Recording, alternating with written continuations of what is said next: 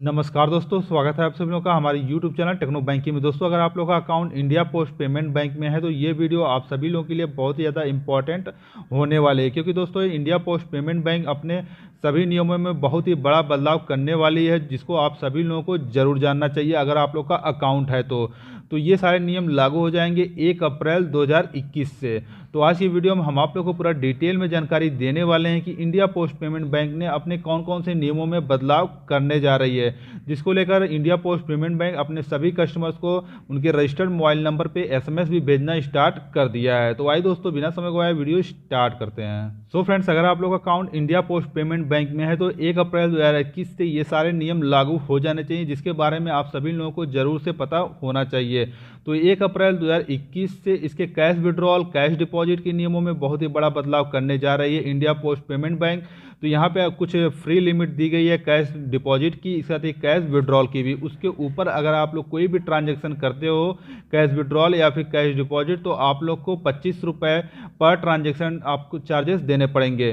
तो आइए आपको बताते हैं कि कैश विड्रॉल पे कितने चार्जेस हैं और कैश डिपॉजिट पे कितने चार्जेस लगेंगे। तो आइए दोस्तों, सबसे पहले बात कर लेते हैं सेविंग अकाउंट के बारे में। तो इंडिया पोस्ट पेमेंट बैंक में 2 तरीके के सेविंग अकाउंट ओपन किए जाते हैं। पहला है डिजिटल सेविंग अकाउंट यानी कि रेगुलर सेविंग अकाउंट, दूसरा है बेसिक सेविंग अकाउंट यानी कि जीरो बैलेंस सेविंग अकाउंट।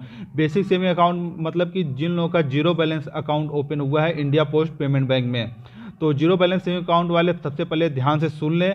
तो जिन लोगों का जीरो बैलेंस सेविंग अकाउंट है इंडिया पोस्ट पेमेंट बैंक में, उनको 1 अप्रैल 2021 से कैश विड्रॉल की जो फ्री लिमिट मिलती है वो महीने की 4 है। यानी कि आप लोग चाहे ब्रांच जाकर कैश विड्रॉल करो या फिर एटीएम मशीन के थ्रू कैश विड्रॉल करो, महीने के 4 कैश विड्रॉल आपको फ्री दिए जा रहे हैं। इसके बाद अगर आप लोग कोई भी कैश विड्रॉल करते हो तो फिर आप लोग को पर ट्रांजेक्शन यानी कि पर कैश विड्रॉल आपको 25 रुपये या फिर जितना का आप कैश विड्रॉल कर रहे हो, यानी कि जितने अमाउंट का कैश विड्रॉल कर रहे हो उसका 0.50% आपको चार्जेस देना पड़ेगा। दोनों में से 25 रुपये या फिर 0.50%, दोनों में से जो अधिक होगा वो आपको चार्जेस चुकाने पड़ेंगे। इसके साथ ही इस जीरो बैलेंस सेविंग अकाउंट में डिपॉजिट करने का यानी कि कैश डिपॉजिट करने पर कोई भी चार्जेस नहीं लिए जाएंगे।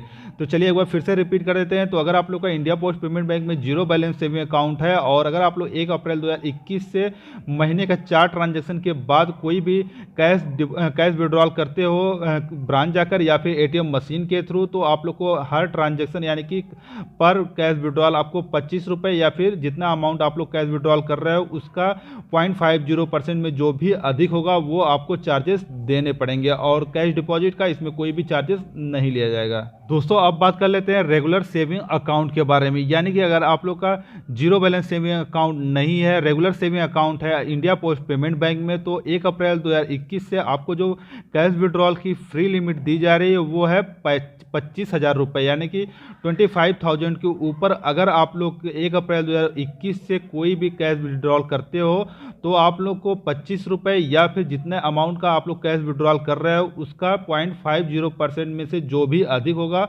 वो आपको चार्जेस देने पड़ेंगे। दोस्तों, रेगुलर सेविंग अकाउंट में कैश विड्रॉल की तरह ही कैश डिपॉजिट करते हो तो भी आप लोग को चार्जेस देने पड़ेंगे। तो इसमें जो लिमिट रखी गई है वो है 10,000 रुपये। तो महीने का 10,000 रुपये से ज़्यादा अगर आप लोग 1 अप्रैल 2021 से कैश डिपॉजिट करते हो अपने रेगुलर सेविंग अकाउंट में, तो आप लोग को 25 रुपये या फिर जितने अमाउंट का आप कैश डिपॉजिट कर रहे हो, जितना अमाउंट आप जमा कर रहे हो अपने बैंक अकाउंट में, उसका 0.50% में से जो भी अधिक होगा वो चार्जेस आपको देने पड़ेंगे। दोस्तों, यही सेम नियम करंट अकाउंट होल्डर्स के लिए भी लागू होता है। तो अगर आप लोग का एक करंट अकाउंट है इंडिया पोस्ट पेमेंट बैंक में, तो कैश विड्रॉल का जो रूल है उसमें आप लोग को 25,000 रुपये की मंथली छूट दी जा रही है। 25,000 रुपये आप कैश विड्रॉल कर सकते हो। उसके ऊपर अगर आप लोग मंथली कैश विड्रॉल करते हो तो पर ट्रांजेक्शन यानी कि पर कैश विड्रॉल आपको 25 रुपये या फिर जितना अमाउंट का आप कैश विड्रॉल कर रहे हो उसका 0.50% में जो भी अधिक होगा वो आपको ट्रांजैक्शन चार्जेस के रूप में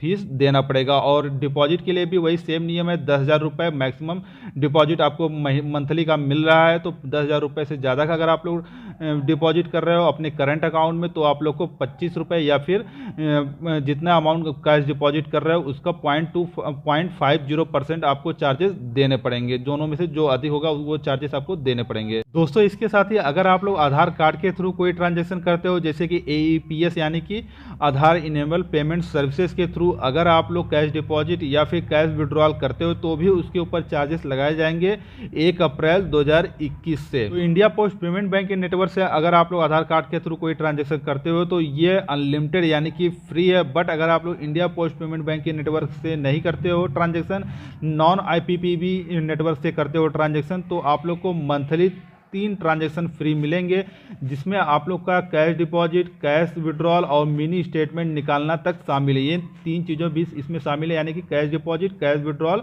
और मिनी स्टेटमेंट तीनों इसमें शामिल है। मंथली का 3 ट्रांजेक्शन के ऊपर अगर आप लोग कोई भी ट्रांजेक्शन करते हो आधार कार्ड के थ्रू, वो भी नॉन IPPB नेटवर्क से, तो आप लोग को उसके बाद पर ट्रांजेक्शन 20 रुपये ट्रांजैक्शन फीस के रूप में चुकाने पड़ेंगे। दोस्तों अभी जितने भी चार्जेस मैंने आप लोग को बताए हैं उसमें GST शामिल नहीं है। इसका मतलब ये हुआ कि जितने भी चार्जेस आपको देने पड़ेंगे उसका प्लस GST भी आपको देना पड़ेगा। जैसे मान लीजिए आपको कैश विड्रॉल का 25 रुपये चार्जेस देने पड़ रहे हैं, तो 25 रुपये प्लस GST आपको टोटल चार्जेस देने पड़ेंगे। सो फ्रेंड्स, अगर आप लोग का इंडिया पोस्ट पेमेंट बैंक में अकाउंट है तो आप लोग को इन नियमों के बारे में जानना बहुत ही ज़्यादा जरूरी था, क्योंकि 1 अप्रैल 2021 से ये नियम लागू हो जाएंगे।